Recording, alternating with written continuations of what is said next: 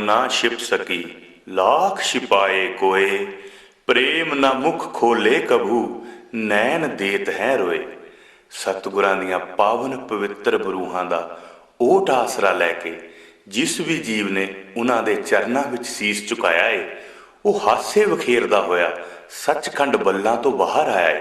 ਸਤਿਗੁਰ ਸੁਆਮੀ ਸ਼੍ਰੀ 108 ਸੰਤ ਨਿਰੰਜਨ ਦਾਸ ਜੀ ਮਹਾਰਾਜ ਜੀ ਦੇ ਪਵਿੱਤਰ ਚਰਨ ਕਮਲਾਂ ਦਾ ਓਟ ਆਸਰਾ ਲੈ ਕੇ ਅਤੇ ਵਿਦਵਾਨ ਜਨ ਨੰਦਨ ਸ਼੍ਰੀ 108 ਸੰਤ ਰਾਮਾਨੰਦ ਜੀ ਤੋਂ ਪ੍ਰੇਰਨਾ ਲੈਂਦਾ ਹੋਇਆ ਯਕਤ ਗੁਰੂ ਸ਼੍ਰੀ ਗੁਰੂ ਰਵਿਦਾਸ ਜੀ ਮਹਾਰਾਜ ਅਤੇ ਬ੍ਰਹਮ ਗਿਆਨੀ ਬ੍ਰਹਮਲੀਨ ਸ਼੍ਰੀ 108 ਸੰਤ ਸਰਵਣਦਾਸ ਜੀ ਮਹਾਰਾਜ ਜੀ ਦੇ ਸਾਰੀ ਲੁਕਾਈ ਤੇ ਪਰ ਉਪਕਾਰ ਵਾਲਾ ਜੀਵਨ ਅਤੇ ਡੇਰਾ ਸੱਚਖੰਡ ਬੱਲਾਂ ਦੇ ਮਹਾਨ ਇਤਿਹਾਸ ਨੂੰ ਇਸ ਫਿਲਮ ਰਾਹੀਂ ਪੇਸ਼ ਕਰਨ ਦਾ ਯਤਨ ਕੀਤਾ ਹੈ।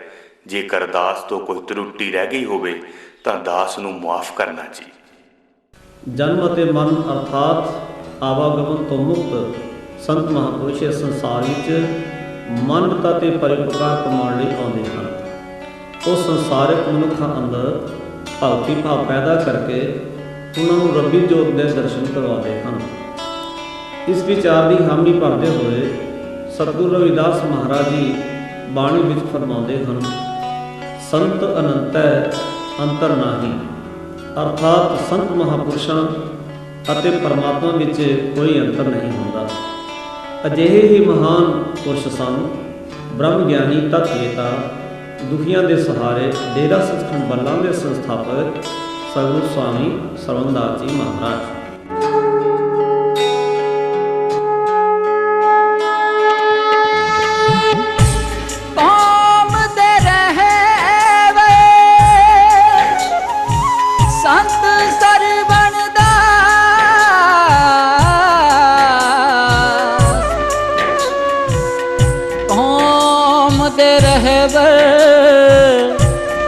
संत सरवणदास।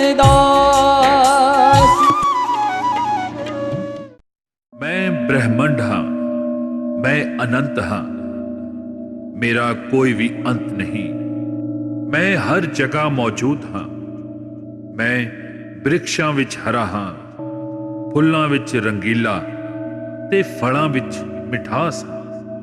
मैं ठंडियां पौड़ां विच भी मौजूद हाँ ते पहाड़ां विच सिर उठा के खड़ा।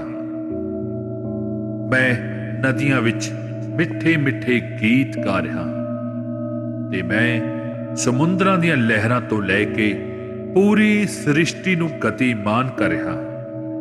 मैनूं अनेकां नावां नाल जाणिया जांदा है, पर मैं एक हाँ। मैं हर जीव दा सिरजणहार हाँ। मैं जीवन जीउण दे लई हर एक जीव दा संतुलन बनाया। सूरज हज़ारां मीलां दी दूरी ते हुंदा होया भी कण कण नूं रोशनी दिंदा है। पानी सब ते एक बराबर बरसदा है। धरती सब दा बराबर भार उठाउंदी है। आकाश सब दे लई है। मैनूं सारे एक समान ने ते मेरे बनाए होए जीव मेरे लिए बहुत ही प्यारे ने। मैं पत्थर विच वसन वाले कीड़ी तो लैके हाथी तक सब दा ख्याल रखता हाँ। इन्हां सब दा एक दूसरे नाल बहुत ही गहरा रिश्ता है ते ਇਹ एक दूसरे ते निर्भर ने। जद पंछी मिठे मिठे राग गाउंदे ने, दरख्त ठंडियां हवावां विच झूलदे ने, फुੱਲ महकां वखेरदे ने ते सारे प्यार दे रिश्तियां विच खुशियां खेड़े बनते ने, तां मैं भी आनंद नाल झूम उठदा हां। मेरी रची हुई सृष्टि विच मनुख एक सर्वश्रेष्ठ जीव है। जिन्हां विच बुद्धि जीव मेरी रची हुई सृष्टि ते सृष्टि दे संतुलन नूं समझ लैंदे ने ते अपने आत्म ज्ञान नाल मैनूं पा लैंदे ने। पर बुद्धिहीन जीव मेरी रची हुई सृष्टि ते सृष्टि दे संतुलन नूं जीवन भर समझ नहीं पाउंदे। ਉਹ ਆਪਣੇ ਮਨ ਦੇ ਅਧੀਨ ਹੋ ਕੇ ਕਾਮ ਕ੍ਰੋਧ ਲੋਭ ਮੋਹ ਤੇ ਹੰਕਾਰ ਵਿੱਚ ਫਸ ਕੇ ਆਤਮ ਗਿਆਨ ਤੱਕ ਨਹੀਂ ਪਹੁੰਚ ਪਾਉਂਦੇ ਤੇ ਉਹ ਜੀਵ ਮਾਨਵਤਾ ਵਿੱਚ ਦੁੱਖ, ਨਫ਼ਰਤ, ਪਾਪ, ਜਨ-ਜਨ ਵਿੱਚ ਭੇਦ-ਭਾਵ ਫੈਲਾ ਕੇ ਮਨੁੱਖੀ ਜੀਵਨ ਨੂੰ ਨਰਕ ਬਣਾ ਦਿੰਦੇ ਨੇ ਤੇ ਸੰਸਾਰ ਵਿੱਚ ਮਨੁੱਖਤਾ ਦਾ ਘਾਣ ਹੁੰਦਾ ਹੈ।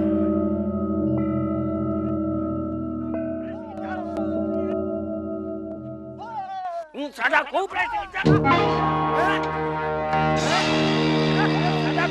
ਕੀ ਹੋਇਆ? ਇਹਨੇ ਸਾਡਾ ਖੂਬ ਪ੍ਰੈਸ ਕੀਤਾ। ਓਏ ਤੇਰੀ ਜੁਰਤ, ਤੂੰ ਸਾਡਾ ਖੂਬ ਪ੍ਰੈਸ ਕਰੇ? ਮਾਰੋ ਮਾਰੋ ਇਹਨੂੰ। ਇਹ ਸਾਡਾ ਖੂਬ ਪ੍ਰੈਸ ਕੀਤਾ, ਮਾਰੋ ਇਹਨੂੰ, ਛੱਡਿਆ ਨਾ। ਸਾਡਾ ਖੂਬ ਪ੍ਰੈਸ ਕੀਤਾ, ਮਾਰੋ।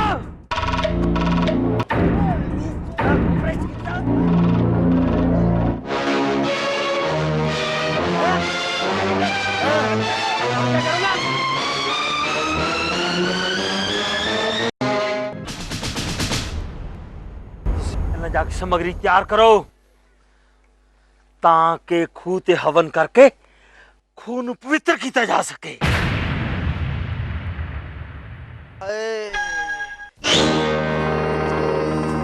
ਤੈਨੂੰ ਕੀ ਹੋ ਗਿਆ?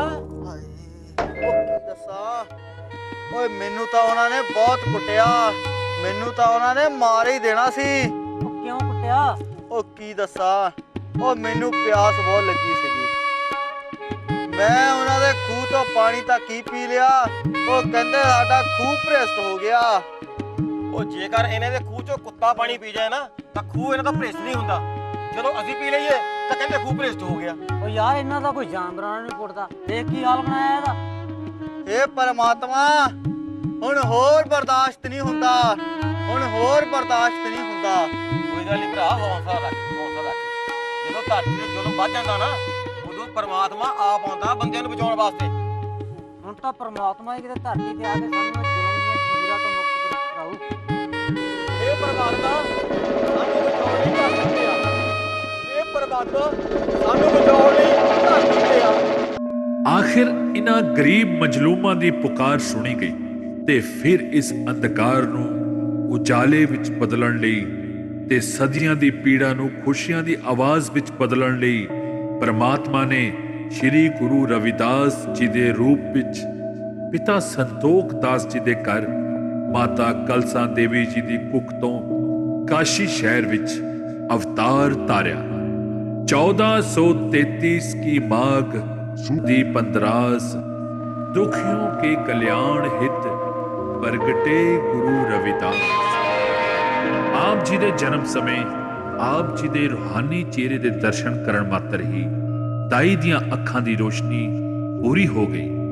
ਆਪ ਜੀ ਨੇ ਹੋਸ਼ ਸੰਭਾਲਦੇ ਹੀ ਸ਼ੰਖ ਵਜਾਉਣਾ, ਜਨੇਊ ਪਹਿਨਣਾ, ਤਿਲਕ ਲਗਾਉਣਾ ਅਤੇ ਗੰਗਾ ਵਿੱਚ ਇਸ਼ਨਾਨ ਕਰਕੇ ਉਸ ਸਮੇਂ ਦੀ ਮਰਿਆਦਾ ਵਿਰੁੱਧ ਕ੍ਰਾਂਤੀ ਦਾ ਬਿਗਲ ਬੁਝਾ ਦਿੱਤਾ। ਭਾਵੇਂ ਸਤਿਗੁਰੂ ਰਵਿਦਾਸ ਜੀ ਮਹਾਰਾਜ ਬਾਹਰੀ ਕਰਮ ਕਾਂਡ ਅਤੇ ਵਹਿਮ ਭਰਮ ਦੇ ਵਿਰੋਧੀ ਸਨ, ਪਰ ਇਹ ਸਭ ਸਤਿਗੁਰਾਂ ਨੇ ਇਹ ਸਮਝਾਉਣ ਲਈ ਕੀਤਾ ਕਿ ਸਭ ਜੀਵ ਇੱਕ ਬਰਾਬਰ ਨੇ ਅਤੇ ਸਭ ਨੂੰ ਆਪਣਾ ਜੀਵਨ ਜਿਉਣ ਦਾ ਬਰਾਬਰ ਦਾ ਹੱਕ ਹੈ। ਭੇਦ ਭਾਵ ਵਿੱਚ ਕੁਝ ਕੁ ਵਿਸ਼ਵਾਸ ਰੱਖਣ ਵਾਲੇ ਲੋਕਾਂ ਨੇ ਸਤਿਗੁਰਾਂ ਨੂੰ ਗਲਤ ਸਾਬਤ ਕਰਨ ਲਈ ਅਨੇਕਾਂ ਚਾਲਾਂ ਚੱਲੀਆਂ, ਪਰ ਸਤਿਗੁਰਾਂ ਦੇ ਸਾਹਮਣੇ ਹਰੇਕ ਜਗ੍ਹਾ ਹਾਰ ਦਾ ਮੂੰਹ ਵੇਖਣਾ ਪਿਆ। ਪਰ ਆਪ ਜੀ ਨੇ ਆਪਣੀ ਮਿੱਠੀ ਬਾਣੀ ਨਾਲ ਹਰ ਜੀਵ ਨੂੰ ਆਪਣੇ ਸੀਨੇ ਨਾਲ ਲਾ ਕੇ ਭਵ ਸਾਗਰ ਤੋਂ ਪਾਰ ਹੋਣ ਦਾ ਰਸਤਾ ਵਿਖਾਇਆ। ਆਪ ਜੀ ਦੀ ਮਹਿਮਾ ਦਾ ਚਰਚਾ ਹਰ ਪਾਸੇ ਹੋਣ ਲੱਗ ਪਿਆ ਅਤੇ ਅਨੇਕਾਂ ਰਾਜੇ ਰਾਣੀਆਂ ਆਪ ਜੀ ਦੇ ਚਰਨਾਂ ਵਿੱਚ ਆ ਕੇ ਆਪ ਜੀ ਦੇ ਸ਼ਿਸ਼ ਬਣ ਗਏ।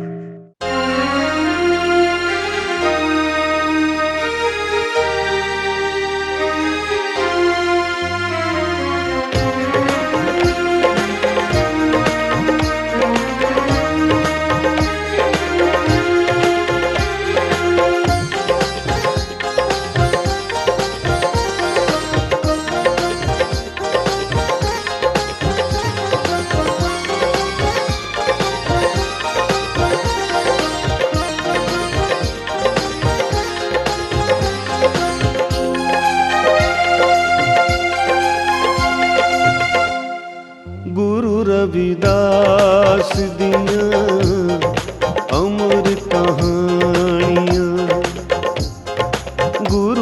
रविदास दियां अमर कहानियां संगतां तो कदे भी भुलाइयां नहीं हो जानियां गुरु रविदास दियां अमर कहानियां गुरु रविदास दिया अमर कहानियां।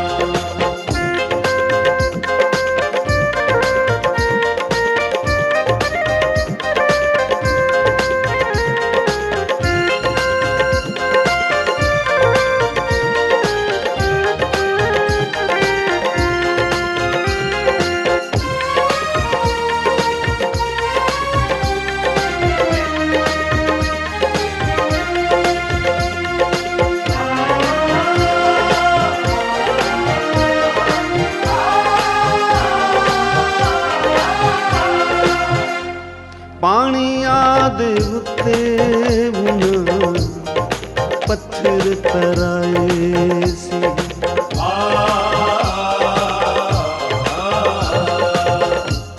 पानी आदे उत्ते उन्हां पत्थर तराए सी रूंदे घोड़े गंगा विच डोब के विखाए सी चरनात सीस सी चुकाउंदे राज राणियां गुरु रविदास दियां अमर कहानियां गुरु रविदास दियां अमर कहानियां गुरु रविदास दिया अमर कहानियां।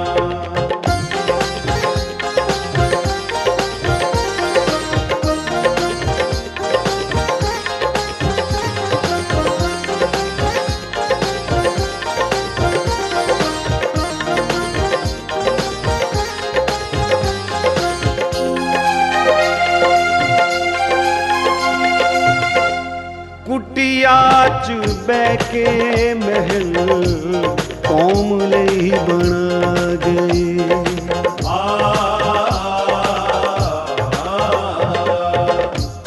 कुटिया च बह के महल कौम लई बना गए बेड़ी बेसहारियां दी कंढे उत्ते ला गए सोच के तब को किन्नी वड्डी कुर्बानियां गुरु रविदास दियां अमर कहानियां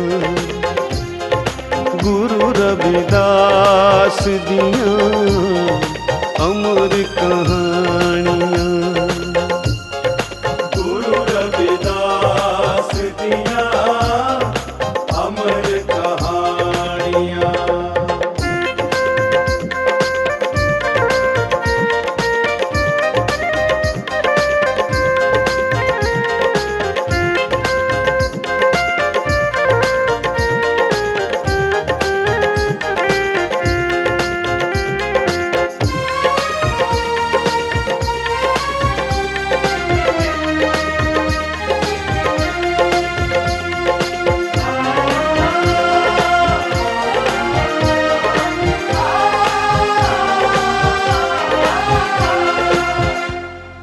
रब हो के ज़ालिमां दे जुल्म सहार गए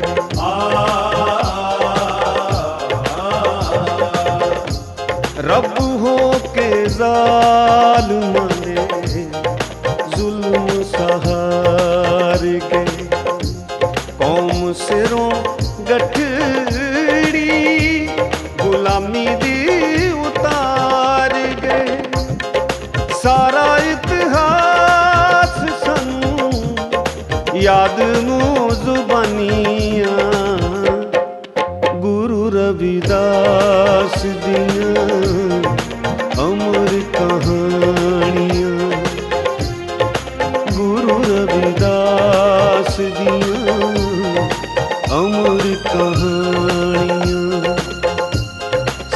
ਰੀਤਾਂ ਤੋਂ ਕਦੇ ਵੀ ਭੁਲਾਈਆਂ ਨਹੀਂ ਹੋ ਜਾਣੀਆਂ। ਗੁਰੂ ਰਵਿਦਾਸ ਦੀਆਂ ਅਮਰ ਕਹਾਣੀਆਂ।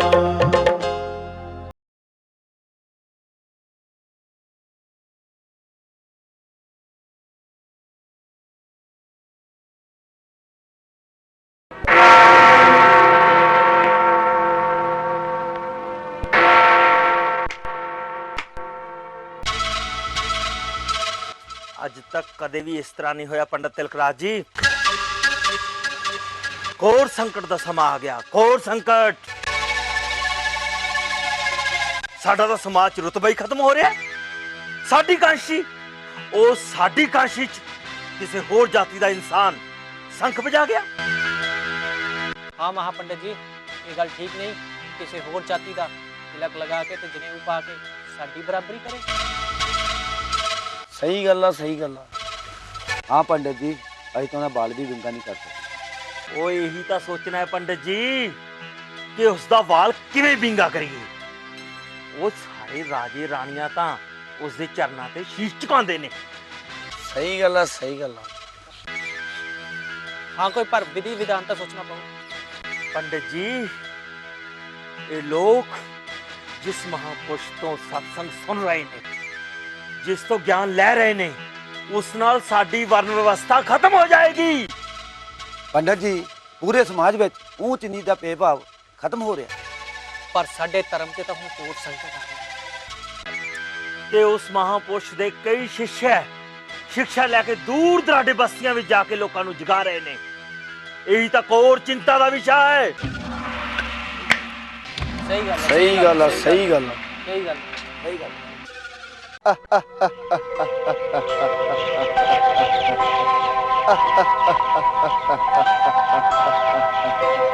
कौन हंसदा आ रहा? ਓਏ ਇੱਥੇ ਤਾਂ ਕੋਈ ਸਦੀਆਂ ਤੋਂ ਨਹੀਂ ਹੱਸਿਆ।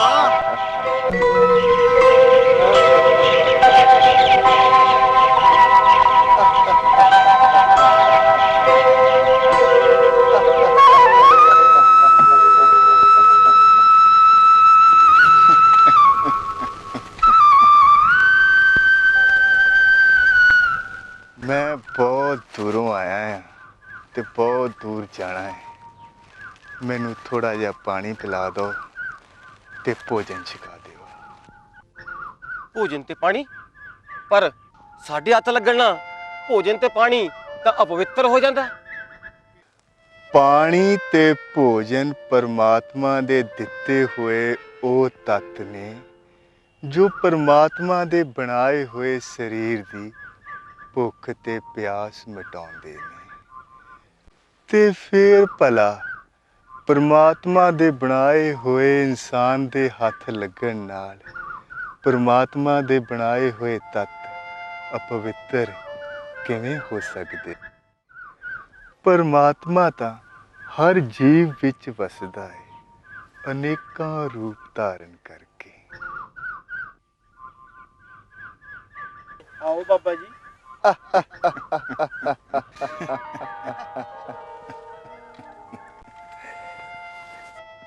ਪਰ ਤੁਸੀਂ ਕਿਹੜੀ ਜਾਤੀ ਦੇ ਹੋ? ਜਾਤ ਪਾਤ, ਊਚ ਨੀਚ, ਇਹ ਸਭ ਭੇਦ ਭਾਵ ਰੱਖਣ ਵਾਲੇ ਲੋਕਾਂ ਦੇ ਫੈਲਾਏ ਹੋਏ ਭਰਮ ਨੇ। ਮੈਂ ਵੀ ਪਹਿਲਾਂ ਇਹਨਾਂ ਭਰਮਾਂ ਵਿੱਚ ਫਸਿਆ ਹੋਇਆ ਸੀ, ਪਰ ਜਦ ਤੋਂ ਮਾਨਵਤਾ ਦੇ ਮਸੀਹਾ ਬਣ ਕੇ ਆਏ ਉਸ ਪਰਮਾਤਮਾ ਰੂਪ ਦੇ ਦਰਸ਼ਨ ਹੋਏ ਨੇ, ਮੈਂ ਵੀ ਆਪਣੇ ਆਪ ਨੂੰ ਪਰਮਾਤਮਾ ਦਾ ਭੇਜਿਆ ਹੋਇਆ ਇਨਸਾਨ ਸਮਝਦਾ। ਹੈ ਇਹ ਤਾਂ ਬੜੀਆਂ ਗਿਆਨ ਦੀਆਂ ਗੱਲਾਂ ਕਰਦੇ ਨੇ, ਉਹ ਵੀ ਸੱਚੀਆਂ। ਮੈਂ ਵੀ ਪਹਿਲਾਂ ਇਸ ਅਗਿਆਨਤਾ ਵਿੱਚ ਫਸਿਆ ਹੋਇਆ ਸੀ ਤੇ ਆਪਣੀ ਸੱਚੀ ਪਛਾਣ ਗਵਾ ਬੈਠਾ ਸੀ। ਫਿਰ ਇੱਕ ਦਿਨ ਅਜਿਹਾ ਕੌਤਕ ਵਰਤਿਆ, ਮੈਂ ਦੇਖਿਆ ਦੂਰੋਂ ਇੱਕ ਨੂਰਾਨੀ ਚਿਹਰਾ ਆ ਰਿਹਾ ਹੈ। ਉਸਨੇ ਗਲੇ ਵਿੱਚ ਜਨੇਊ ਤੇ ਮੱਥੇ ਤੇ ਤਿਲਕ ਲਗਾਇਆ ਹੋਇਆ ਸੀ। ਮੈਂ ਸਫਾਈ ਕਰ ਰਿਹਾ ਸੀ ਮੈਂ ਉਸ ਨੂੰ ਦੇਖ ਕੇ ਲੁਕ ਗਿਆ। ਮੈਂ ਸੋਚਿਆ ਕਿਤੇ ਮੇਰਾ ਪਰਛਾਵਾਂ ਨਾ ਉਸ ਤੇ ਪੈ ਜਾਵੇ, ਪਰ ਉਹ ਮਹਾਪੁਰਸ਼ ਮੇਰੇ ਕੋਲ ਆਏ ਤੇ ਮੈਨੂੰ ਗਲ ਨਾਲ ਲਾ ਲਿਆ। ਮੇਰਾ ਸਰੀਰ ਤਾਂ ਡਰ ਨਾਲ ਕੰਬਣ ਲੱਗ ਪਿਆ, ਪਰ ਜਦ ਉਹਨਾਂ ਨੇ ਮੇਰੇ ਮਸਤਕ ਤੇ ਹੱਥ ਰੱਖਿਆ ਤਾਂ ਮੇਰਾ ਸਰੀਰ ਤਾਂ ਕੰਬਣੋਂ ਬੰਦ ਹੋ ਹੀ ਗਿਆ। ਮੈਨੂੰ ਇੰਜ ਲੱਗਿਆ ਜਿਵੇਂ ਮੇਰੀ ਜਨਮ ਜਮਾਂਤਰ ਦੀ ਪਿਆਸ ਬੁਝ ਗਈ ਹੋਵੇ। ਉਹ ਕੌਣ ਸਨ?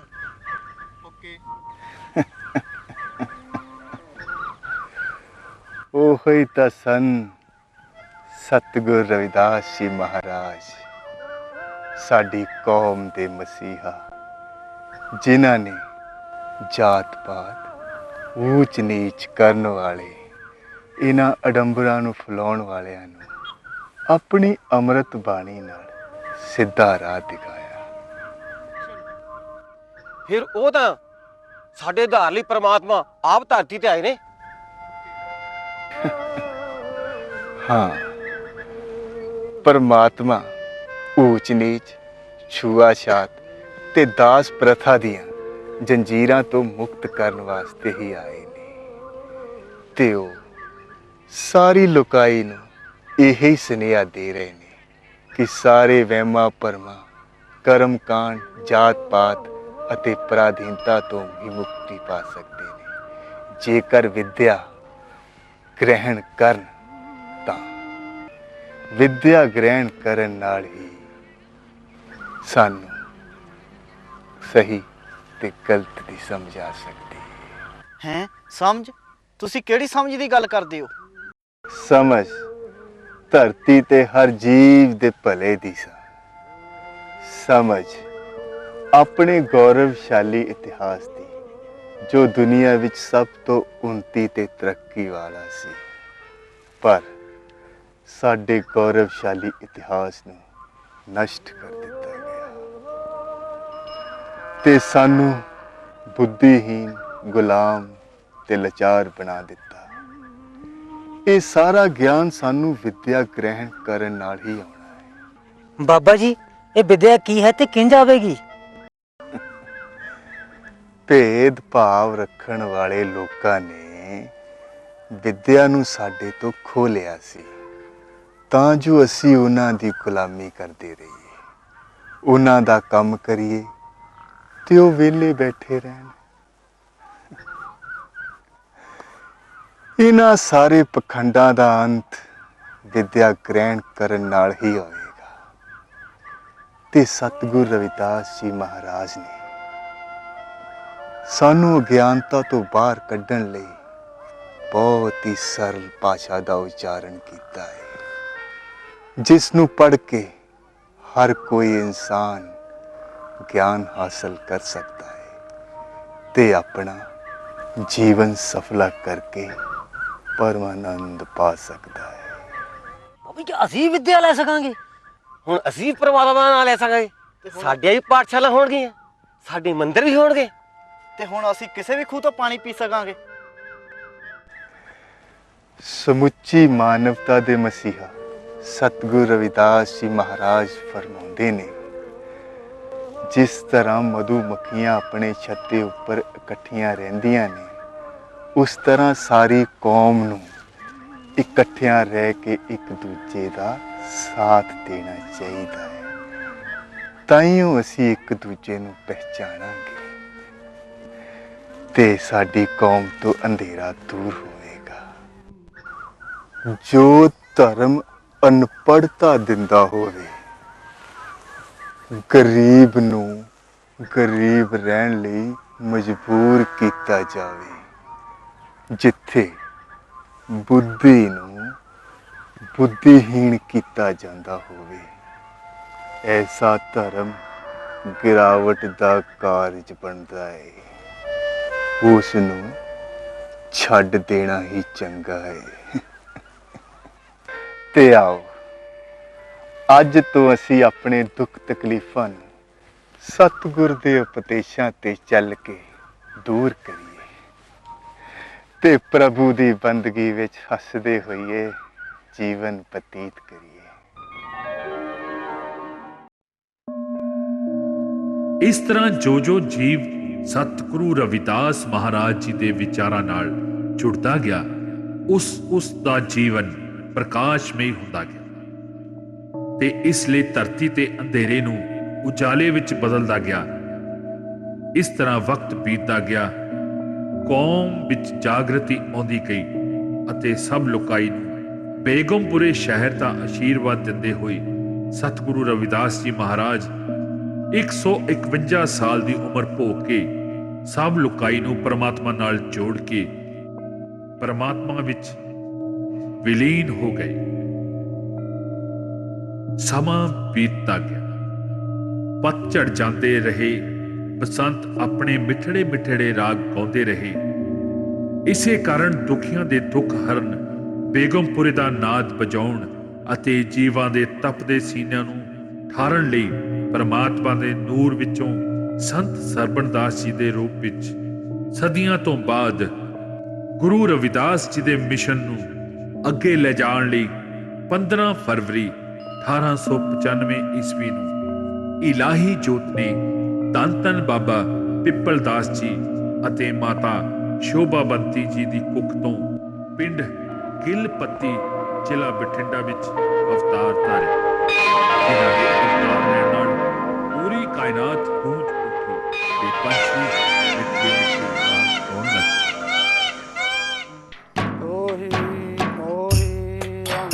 ਜੀ ਸੁਣਦੇ ਹੋ, ਅੱਜ ਤੇ ਮੈਂ ਧੰਨ ਧੰਨ ਹੋ ਗਈ, ਧੰਨ ਧੰਨ। ਕੀ ਗੱਲ ਹੋ ਗਈ ਪ੍ਰਗਾਸ, ਅੱਜ ਬੜੀ ਖੁਸ਼ ਆ?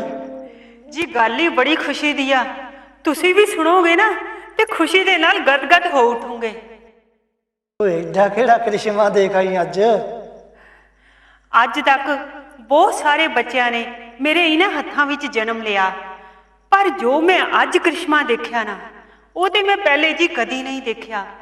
ਜਦੋਂ ਬੱਚੇ ਦਾ ਜਨਮ ਹੋਇਆ ਨਾ, ਤੇ ਇੰਜ ਲੱਗਦਾ ਸੀ ਜਿਵੇਂ ਕਿ ਪੂਰੀ ਕਾਇਨਾਤ ਮਿੱਠੇ ਮਿੱਠੇ ਰਾਗ ਗਾ ਰਹੀ ਹੋਵੇ। ਹੁਣ ਤੂੰ ਕਿਹੜੀਆਂ ਬੁਝਾਰਤਾਂ ਪਾਈ ਜਾਂਦੀ ਏ, ਕੋਈ ਦੱਸੇਗੀ ਵੀ? ਅੱਜ ਸਵੇਰੇ ਮੈਂ ਸ਼ੋਭਾਬੰਤੀ ਦੇ ਘਰ ਗਈ ਸੀ ਨਾ, ਉਹਨਾਂ ਦੇ ਘਰ ਜਿਹੜੇ ਬੱਚੇ ਨੇ ਜਨਮ ਲਿਆ ਨਾ, ਉਹ ਬੱਚਾ ਤੇ ਪੂਰਾ ਹੀ ਪਰਮਾਤਮਾ ਦਾ ਅਵਤਾਰ ਲੱਗਦਾ ਹੈ। ਮੈਨੂੰ ਤੇ ਲੱਗਦਾ ਹੈ ਸ਼ੋਭਾਬੰਤੀ ਦੀ ਕੁੱਖ ਦੇ ਤੇ ਭਾਗ ਪਰਮਾਤਮਾ ਨੇ ਲਾ ਦਿੱਤੇ ਨੇ। ਇਹ ਦੋਨੋਂ ਜੀ ਰਹਿੰਦੇ ਵੀ ਤਾਂ ਗੁਰੂ ਰਵਿਦਾਸ ਮਹਾਰਾਜ ਜੀ ਦੇ ਸਿਮਰਨ ਵਿੱਚ ਲੀਨ ਸਨ। ਇਸੇ ਲਈ ਕੁਦਰਤ ਨੇ ਇਹੋ ਜਿਹਾ ਲਾਲ ਬਖਸ਼ਿਆ, ਜਿਹੇ ਕੁਲ ਸਾਧ ਵੈਸਨ ਹੋਏ ਬਾਰਨ ਅਬਾਰਨ ਰੰਕ ਨੇ ਈਸ਼ਰ ਵਿਮਲ ਵਾਸ ਜਾਣੀਏ ਜਗ ਸੋ। ਬੱਚੇ ਦੇ ਸੱਜੇ ਪੈਰ ਤੇ ਪਦਮ ਦਾ ਨਿਸ਼ਾਨ ਹੈ। ਪ੍ਰਗਾਸ, ਪਦਮ ਦਾ ਨਿਸ਼ਾਨ ਤਾਂ ਸੰਤਾਂ ਮਹਾਂਪੁਰਸ਼ਾਂ ਦੇ ਪੈਰਾਂ 'ਚ ਹੁੰਦਾ। ਇਹ ਕੋਈ ਜ਼ਰੂਰ ਇਲਾਹੀ ਜੋਤ ਹੈ ਸੱਚਖੰਡ ਤੋਂ, ਜਿਹੜੀ ਸਾਡੀ ਨਗਰ ਵਿੱਚ ਆਈ ਹੈ। ਇਸ ਵਿੱਚ ਕੁਦਰਤ ਦਾ ਕੋਈ ਬਹੁਤ ਗੁੱਝਾ ਭੇਤ ਛੁਪਿਆ ਹੋਇਆ ਹੈ।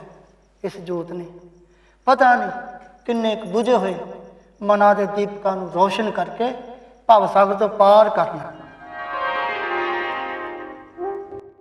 ਇਹ ਲਾਲ ਤੇ ਕੋਈ ਪਰਮਾਤਮਾ ਦਾ ਹੀ ਰੂਪ ਲੱਗਦੇ ਆ, ਜਿਹੜਾ ਕਿ ਜਗਤ ਦਾ ਕਲਿਆਣ ਕਰਨ ਵਾਸਤੇ ਆਏ ਨੇ। ਸਾਡੇ ਗਿੱਲਪੱਤੀ ਪਿੰਡ ਦੇ ਤੇ ਭਾਗ ਹੀ ਖੁੱਲ ਗਏ। ਭਾਗ ਤਾਂ ਖੁੱਲਣੇ ਹੀ ਨੇ ਪ੍ਰਗਾਸੋ। ਧੰਨ ਸੁਗਾਓ, ਧੰਨ ਸੁਥਾਓ, ਧੰਨ ਪੁਨੀਤ ਕੁਟੁੰਬ ਸਭ ਲੋਏ। ਧੰਨ ਉਹ ਪਿੰਡ, ਧੰਨ ਉਹ ਥਾਂ ਹੈ ਤੇ ਧੰਨ ਉਹ ਪਵਿੱਤਰ ਪਰਿਵਾਰ ਹੈ, ਜਿਸ ਪਵਿੱਤਰ ਪਰਿਵਾਰ ਵਿੱਚ ਸੰਤ ਮਹਾਂਪੁਰਸ਼ ਜਨਮ ਲੈਂਦੇ ਨੇ। ਪ੍ਰਗਾਸੋ, ਬੱਚੇ ਦਾ ਨਾਂ ਸਰਵਣ ਰੱਖਿਆ। ਸਰਵਣ? ਧੰਨ ਧੰਨ ਗੁਰੂ ਰਵਿਦਾਸ ਮਹਾਰਾਜ।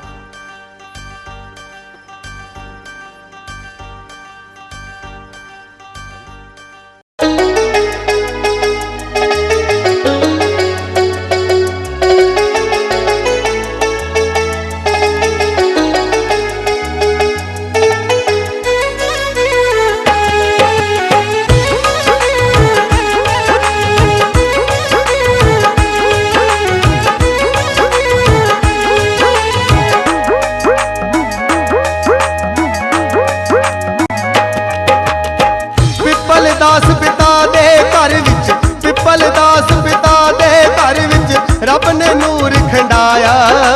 ਕੌਮ ਦੀ ਵਹਿੰਗੀ ਚੁੱਕਣ ਦੇ ਲਈ ਸਰਵਣ ਪੁੱਤਰ ਆਇਆ। ਕੌਮ ਦੀ ਵਹਿੰਗੀ ਚੁੱਕਣ ਦੇ ਲਈ ਸਰਵਣ ਪੁੱਤਰ ਆਇਆ। ਸ਼ੋਭਾਵੰਤੀ ਮਾਂ ਦੀ ਕੁਖ ਵੀ, ਸ਼ੋਭਾਵੰਤੀ ਮਾਂ ਦੀ ਕੁਖ ਵੀ ਭਾਗ ਭਰੀ ਅਖਵਾਈਆ। ਇੱਕ ਜੋਤ ਸੱਚਖੰਡ ਤੋਂ ਗਿਲ ਪੱਤੀ ਵਿੱਚ ਆਇਆ। ਇੱਕ ਜੋਤ ਸੱਚਖੰਡ ਤੋਂ ਗਿਲ ਪੱਤੀ ਵਿੱਚ ਆਇਆ।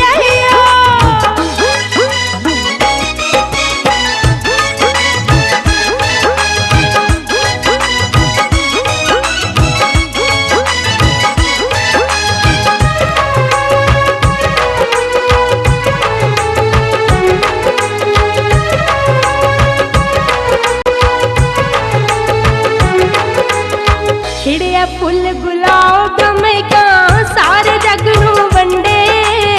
ਸਾਰੇ ਜਗ ਨੂੰ ਵੰਡੇ, ਸਾਰੇ ਜਗ ਨੂੰ ਵੰਡੇ। ਚੁਗਣਿਆ ਗਿਆ ਖਿਲਰੇ ਜਿਹੜੇ ਕੌਮ ਦੇ ਰਾਹ ਵਿੱਚ ਕੰਡੇ। ਕੌਮ ਦੇ ਰਾਹ ਵਿੱਚ ਕੰਡੇ, ਕੌਮ ਦੇ ਰਾਹ ਵਿੱਚ ਕੰਡੇ।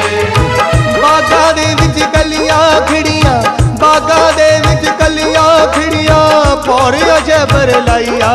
ਇੱਕ ਜੋਤ ਸੱਚਖੰਡ ਤੋਂ ਗਿਲ ਪੱਤੀ ਵਿੱਚ ਆਇਆ। ਇੱਕ ਜੋਤ ਸੱਚਖੰਡ ਤੋਂ ਗਿਲ ਪੱਤੀ ਵਿੱਚ ਆਇਆ।